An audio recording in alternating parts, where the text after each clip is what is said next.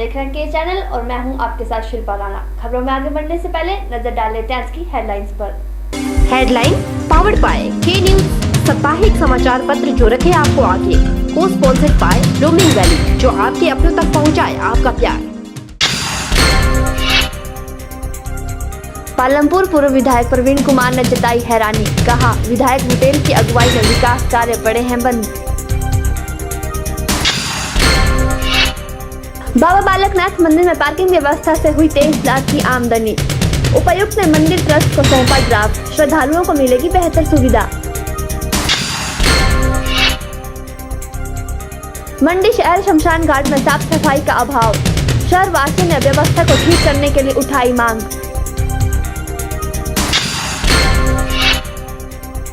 और उपमंडल लटभड़ोल में 150 फीट नीचे लुढ़की कार, 7 लोगों की हुई मौके पर मौत, पुलिस कर रही छानबीन।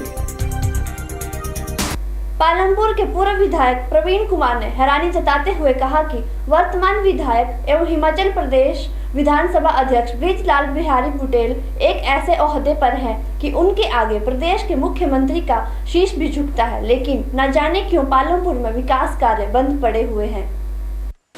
प्रवीण कुमार ने कहा कि पालमपुर की सड़कें बदहाल हैं और लोक निर्माण विभाग रफू डालकर काम चला रहा है, जिससे यह विभाग तो रफू विभाग बनकर रह गया है। आईपीएच विभाग पानी का आवंटन राजनीतिक आधार पर कर रहा है और भाजपा समर्थित बस्तियों को चुन चुन कर निशाना बनाई जा रही है। विभागों को भी राजनीतिकरण किया जा रहा है। अधिकारी लोग राजनीतिक दबाव में कांग्रेस के लोगों को ठेका भी दे रहे हैं और उनको ही पेमेंट भी दे रहे हैं, जबकि दूसरे ठेकेदारों को सताया जा रहा है। उन्होंने कहा कि एक ठेकेदार तो जिंदगी और मौत की जंग पीजीआई में लड़ रहा है। उसकी पत्नी व बच्चे विभागीय अधिकारियों के पास जाकर उक्त व्यक्ति के बकाया बिलों का भुगतान करने की गुहार लगाते रहे हैं, लेकिन उनको एक पाई देना भी गवारा नहीं समझा गया। स्थिति यह है, सड़कों का बहुत बुरा हाल, जगह जगह खड्डे, और इस राज्य में अगर लोक निर्माण विभाग को रफू विभाग कहा जाए तो अतिशयोक्ति नहीं है।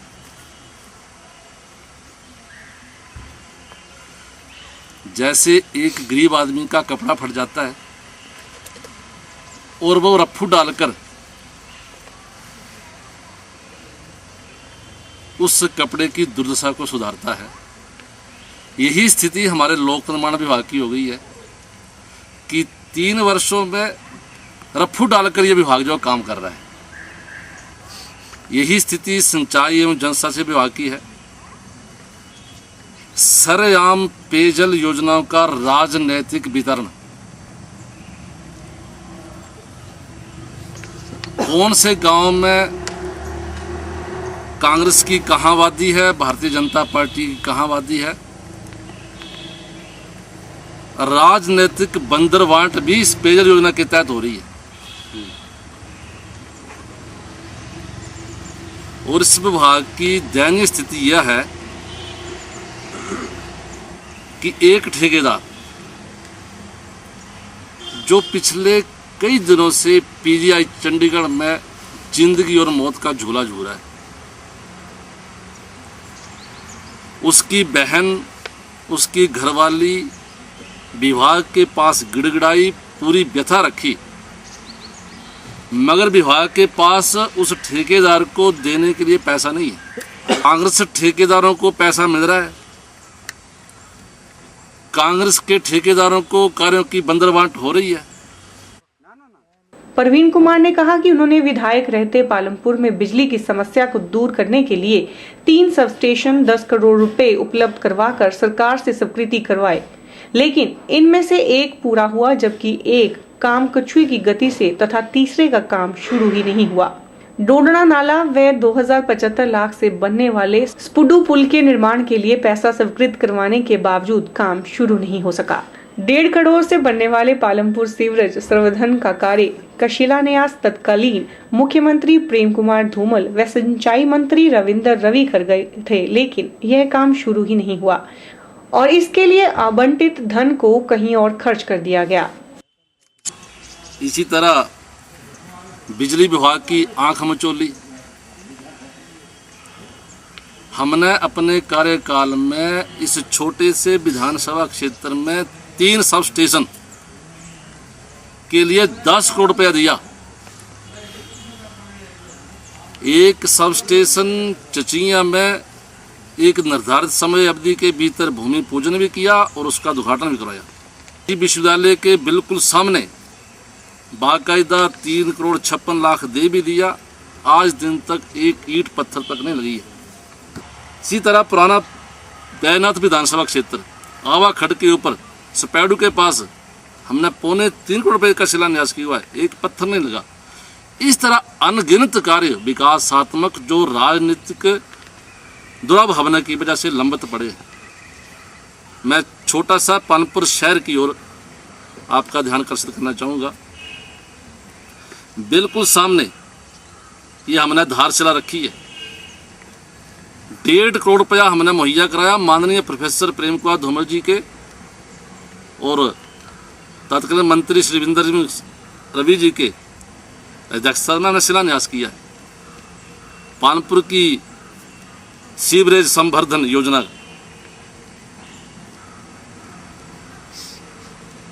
पैसा दिया, विभाग ने पैसा कहीं का कहीं खर्च कर दिया।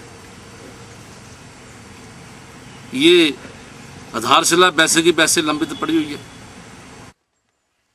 प्रवीण कुमार ने कहा कि पर्यटक सूचना केंद्र, शहर में निर्मित होने वाले 3 पार्किंग स्थल, पालमपुर अस्पताल में चिकित्साओं के लिए निर्मित होने वाले आवासीय परिसर ऐसी योजनाएं हैं जिसके निर्माण के लिए धूमल सरकार के समय में ही धन स्वीकृत किया गया था, लेकिन इन सभी कार्यों को ठंडे बस्ते में डाल दिया गया है। के चैनल के लिए पालमपुर से संजीव राणा की रिपोर्ट। वन विभाग भर्ती प्रक्रिया में बड़ा फेरबदल कर रहा है। वन रक्षकों की भर्ती के लिए आयु सीमा को बढ़ा दिया गया है। सरकार की ओर से मंजूरी मिलते ही वन रक्षकों की भर्ती के लिए आयु सीमा को 30 साल कर दिया जाएगा। अब तक यह आयु सीमा 27 वर्ष की है। वन रक्षकों की भर्ती के लिए आयु सीमा को बढ़ा दिया गया है। 3 साल का लाभ मिलने से हिमाचल में ओवरेज हो चुके युवाओं को भर्ती में शामिल होने का मौका मिल सकेगा। वन मंत्री ठाकुर सिंह भरमौरी ने बताया कि वन विभाग वन रक्षकों की भर्ती के लिए आयु सीमा 3 साल बढ़ाएगा। वन निगम में लिपिक और चतुर्थ श्रेणी के पूर्व कर्मचारियों के बच्चों की 75 पदों की भर्ती प्रक्रिया लगभग पूरी हो चुकी है। शीघ्र ही उन्हें ज्वाइनिंग दी जाएगी। सोलन जिले के बद्दी में वन निगम के डिपो के लिए 125 बीघा भूमि चिन्हित की गई है। इसकी स्वीकृति के लिए सरकार को प्रपोजल भी भेज दिया गया है। सरकार ने राष्ट्रीय युवा उत्सव में प्रथम 3 स्थान प्राप्त करने वालों को प्रदान की जाने वाली नकद राशि में 4 गुना बढ़ोतरी की है। प्रथम स्थान प्राप्त करने वालों को 20,000 के स्थान पर अब 80,000 रुपये, जबकि द्वितीय स्थान पर 10,000 से बढ़ाकर 40,000 और तृतीय स्थान पर 6,000 से बढ़ाकर 24,000 किया गया है। ब्यूरो रिपोर्ट के चैनल। पेंशनर वेलफेयर एसोसिएशन मंडी की सदर इकाई की बैठक आयोजित की गई। बैठक के दौरान विभागीय सेवानिवृत्त कर्मचारियों ने भाग लिया और अपनी मांगों को लेकर चर्चा की। संघ की माने तो सेवानिवृत्त कर्मचारियों को अभी तक मेडिकल भत्ता भी नहीं दिया गया है। पेंशनर वेलफेयर एसोसिएशन मंडी द्वारा बैठक का आयोजन किया गया। बैठक के बारे में पेंशनर वेलफेयर एसोसिएशन प्रधान हरी शर्मा ने बताया कि सरकार ने अभी तक विभागीय पेंशनरों के मेडिकल बिलों को भी पारित नहीं किया, जो कि 1 करोड़ से भी ज्यादा है। उन्होंने बताया कि संघ को सरकार द्वारा आश्वासन के सिवा कुछ हासिल नहीं हुआ है। हमारी जो 5, 10, 15% की जो मांग है सरकार के समक्ष पड़ी हुई है। मेडिकल भत्ता अभी तक भी मंडी जिला के 1 करोड़ से ऊपर के जो मेडिकल बिल हैं आज तक पेंडिंग पड़े हुए हैं। पूरा कोशिश करने के बाद सरकार का आश्वासन मिलने के बाद भी अभी तक जो डीडीओज हैं उन्होंने उसका निपटारा नहीं किया है, जिस पर आज की इस बैठक में बड़ा भारी रोष पाया जा रहा है। हरी शर्मा ने जानकारी दी है कि 17 दिसंबर को पेंशनर वेलफेयर एसोसिएशन मंडी का स्थापना दिवस मनाया जाएगा। उन्होंने सभी मंडी पेंशनर से निवेदन किया है कि स्थापना दिवस पर अपनी भागीदारी सुनिश्चित करवाएं। बल नेर चौक में सिटी हाट हॉल पेट्रोल पंप के सामने मनाया जा रहा है, जिसमें मंडी जिला के समस्त पेंशनरों को निवेदन किया गया है कि वहां उपस्थित हों और अपने स्थापना दिवस के उपलक्ष्य में वहां पर अपने विचार भी व्यक्त करें। आपको बता दें कि पेंशनर वेलफेयर एसोसिएशन मंडी की एक बैठक आयोजित की गई। इस मौके पर विभागीय पेंशनर ने अपनी मांगों को लेकर गहनता से चर्चा की। ब्यूरो रिपोर्ट के चैनल के इस बुलेटिन में अभी वक्त तो चला एक छोटे से ब्रेक का। अब बने रहिए हमारे साथ।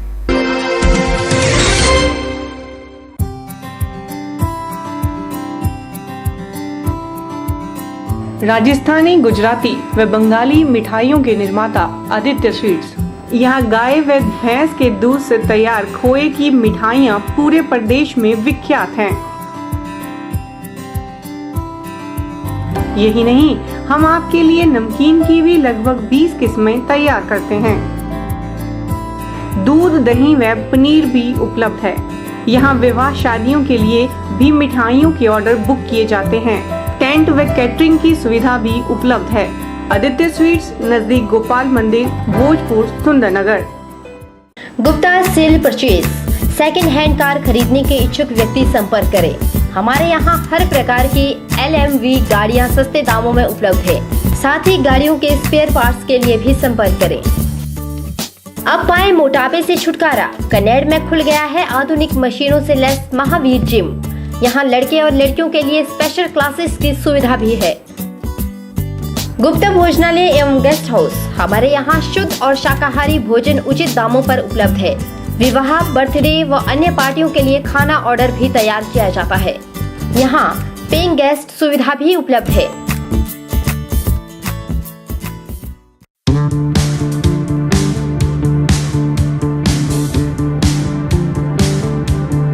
Kamdhenu Garments, an exclusive ready-made garments showroom for ladies, gents and kids wear.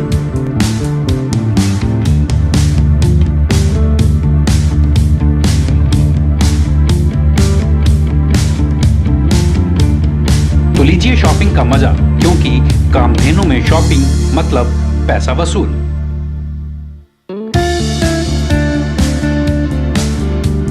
Kamdhenu, Bhojpur, Sundernagar, district मंडी।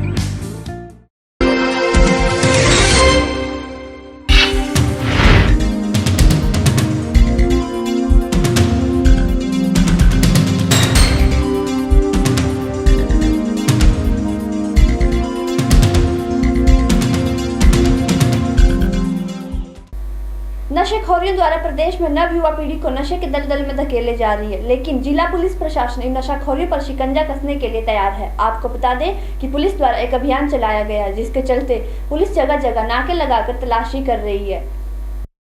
चरस की पकड़ के लिए पूरे मंडी जिले में अभियान चलाया जा रहा है। इसमें गौरतलब है कि पिछले करीब 2 हफ्ते में सुंदरनगर पुलिस स्टेशन सुंदरनगर और कॉलोनी थाना के अंतर्गत पिछले 2 हफ्ते में करीब 10 मामले NDPS के पकड़े गए। आगे भी हमारा अभियान जारी रहेगा। सर्दी में काफ़ी मात्रा में ट्रांसपोर्टेशन होता है इसका, चरस का, तो हमारी स्पेशल ड्राइव इसमें चल रही है। कहाँ से यह चरस आती है, ऐसे सोर्स पे भी हम मुकदमे दर्ज कर रहे हैं, उनको भी ढूंढने की कोशिश की जा रही है। और जो इस कैरियर यूज़ हो रहे हैं व्यक्ति, जो नए लड़के इसमें संलिप्त पाए जा रहे हैं, उनकी धरपकड़ के लिए भी लगातार नाके हाईवेज़ पे और दूसरे लिंक रोड्स पे भी लगाए जा रहे हैं। और साथ ही साथ शहर में भी अगर कहीं ऐसी परचून में जो छोटी छोटी मात्रा में कॉलेज और स्कूल के आसपास इस तरह का जो व्यापार करता है, उन पे भी हमारी कड़ी नज़र है। 1-2 मामले ऐसे भी पकड़े गए हैं जिस पे शहर के अंदर छोटी छोटी मात्रा में युवकों को इस तरह से चरस वगैरह बेची जाती है। नेहरू युवा केंद्र मंडी के सौजन्य से खंड स्तरीय भाषण प्रतियोगिता का आयोजन किया गया। ITI सुंदरनगर परिसर में आयोजित इस प्रतियोगिता में 10 प्रतिभागियों ने भाग लिया। आपको बता दें कि इस प्रतियोगिता में विजेता प्रतिभागियों का चयन जिला स्तरीय भाषण प्रतियोगिता के लिए किया जाएगा। नेहरू युवा केंद्र मंडी के सौजन्य से सुंदरनगर ITI में खंड स्तरीय भाषण प्रतियोगिता का आयोजन किया गया, ताकि युवा में देश प्रेम की भावना पैदा हो सके। ITI स्पोर्ट्स इंचार्ज PN आजाद ने बताया कि इस प्रतियोगिता का मुख्य उद्देश्य देशभक्ति के प्रति युवाओं को जागरूक करना है, जिसके चलते युवाओं में देश निर्माण की भावना उत्पन्न हो सके।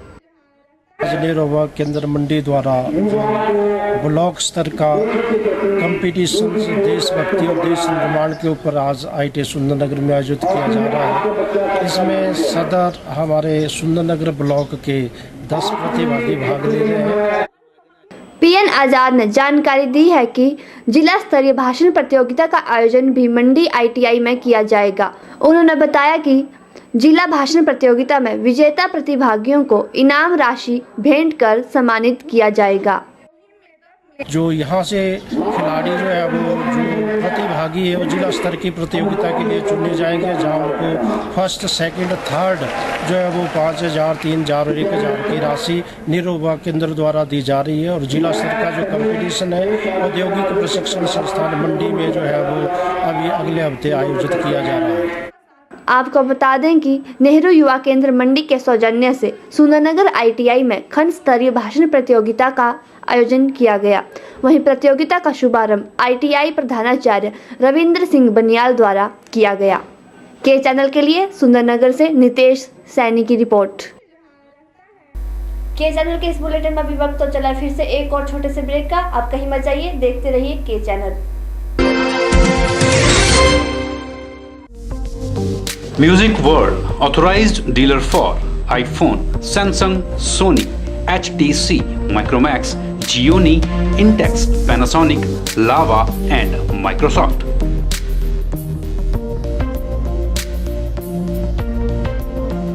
We deal in all kind of mobiles and mobile accessories and also computer accessories. Visit now Music World, Bhojpur Bazaar near Cinema Chowk, Sundarnagar. क्या आप अपने छोटे कद को लेकर परेशान हैं?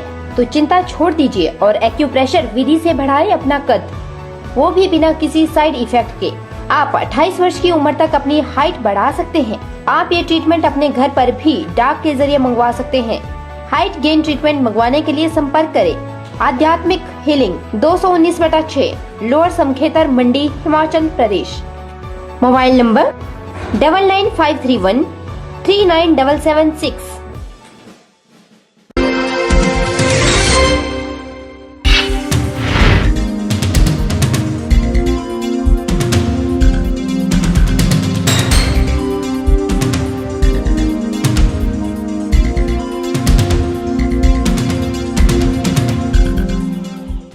जोट से स्थित उत्तरी भारत के विख्यात बाबा बालकनाथ मंदिर में श्रद्धालुओं की बेहतर सुविधा के लिए ट्रैफिक प्रबंधन प्लान तैयार किया जा रहा है, ताकि लोगों की आवागमन में कोई असुविधा ना हो सके।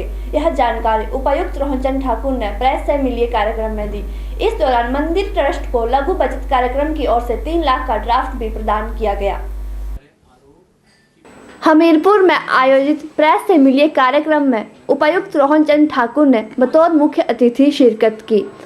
उपायुक्त रोहनचंद ठाकुर ने कहा कि दियोटसित में पार्किंग फीस से करीब 23 लाख की आमदनी हुई है और इसी आमदनी से मंदिर में स्ट्रीट लाइट और रेन शेल्टर का निर्माण भी करवाया जा रहा है, जबकि श्रद्धालुओं के लिए अन्य सुविधाएं भी उपलब्ध करवाई जाएंगी।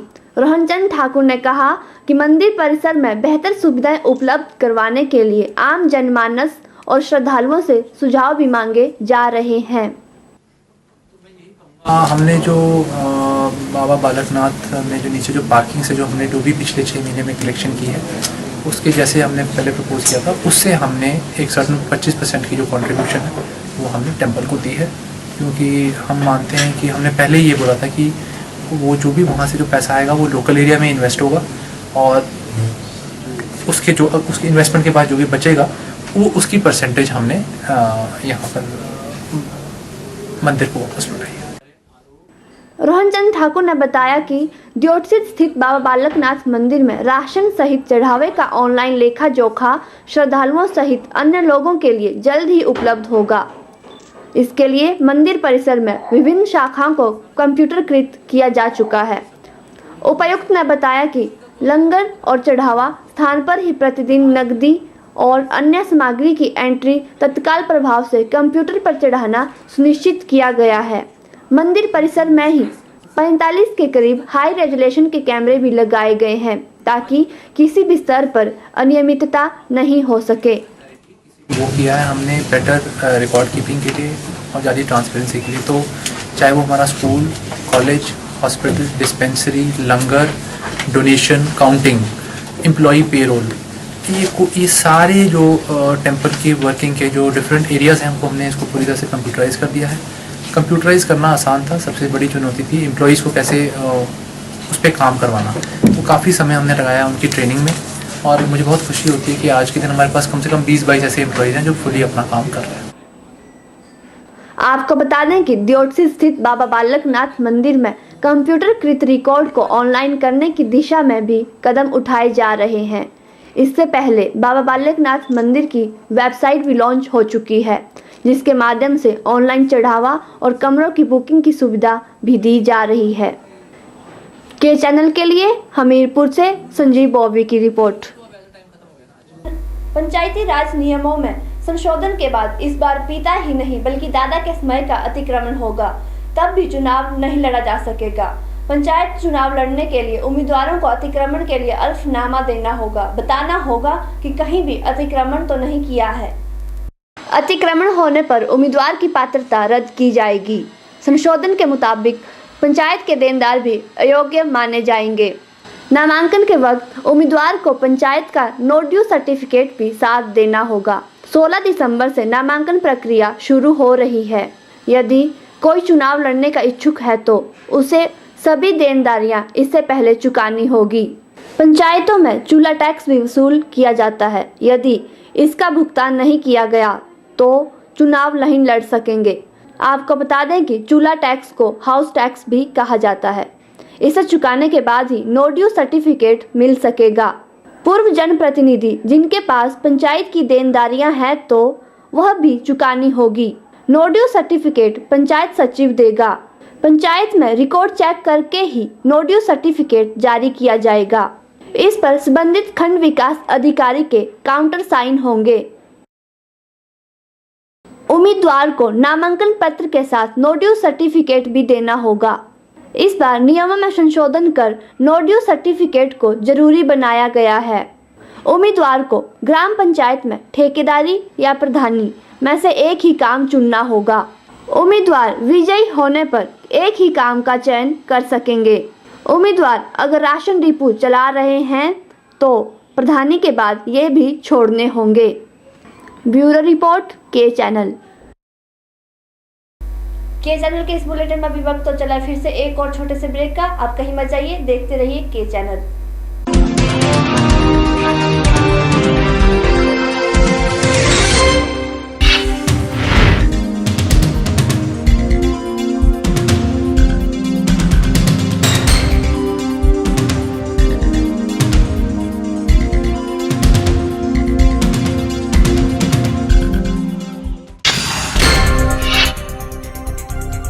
पालमपुर पूर्व विधायक प्रवीण कुमार ने जताई हैरानी। कहा, विधायक बुटेल की अगुवाई में विकास कार्य पड़े हैं बंद। बाबा बालकनाथ मंदिर में पार्किंग व्यवस्था से हुई 23 लाख की आमदनी। उपायुक्त ने मंदिर ट्रस्ट को सौंपा ड्राफ्ट। श्रद्धालुओं को मिलेगी बेहतर सुविधा। मंडी शहर शमशान घाट में साफ सफाई का अभाव। शहर वासियों ने व्यवस्था को ठीक करने के लिए उठाई मांग।